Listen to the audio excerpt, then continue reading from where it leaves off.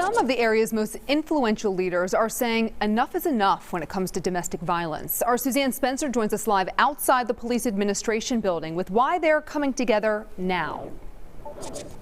Stephanie, Milwaukee police called this event today the Domestic Violence Summit. We were not allowed inside of that meeting to hear the extent of all the conversations, but were able to ask questions afterwards, including why one leader called this a crisis. Oh my God.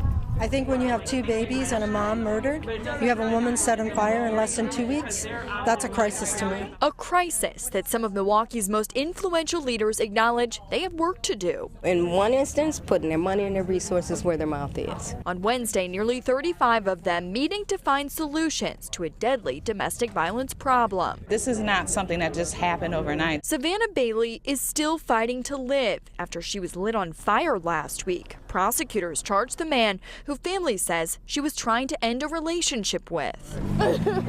On Sunday, Amara Banks, who went by Jerica, and her two children, Kamaria and Zanaya, were found dead after an Amber Alert. A man close to them, Arzell Ivory, was charged in their deaths. You got to be a heartless monster to do this to someone. Police said Banks' neighbor called 911 after hearing a woman screaming and being abused.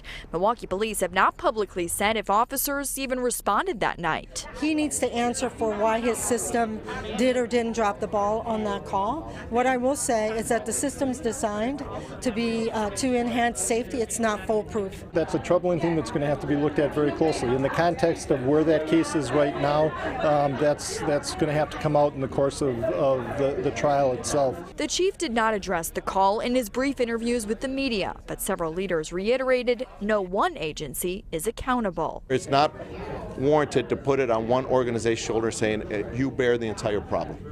It's a systemic problem that we all have to come together. And a pretty staggering statistic for you, 20% of the homicides in the city of Milwaukee last year were domestic violence related. The chief saying he initially called today's meeting weeks ago because of that statistic, but says this past weeks of tragedies makes this problem even more real. We do have some resources on fox6now.com if you or someone you know needs assistance for anything domestic violence related. Reporting live in downtown Milwaukee, Suzanne Spencer, Fox 6 News. Seems like there aren't any solutions at this point, but at least everyone can agree on one thing. There definitely is a problem. Suzanne, thank you.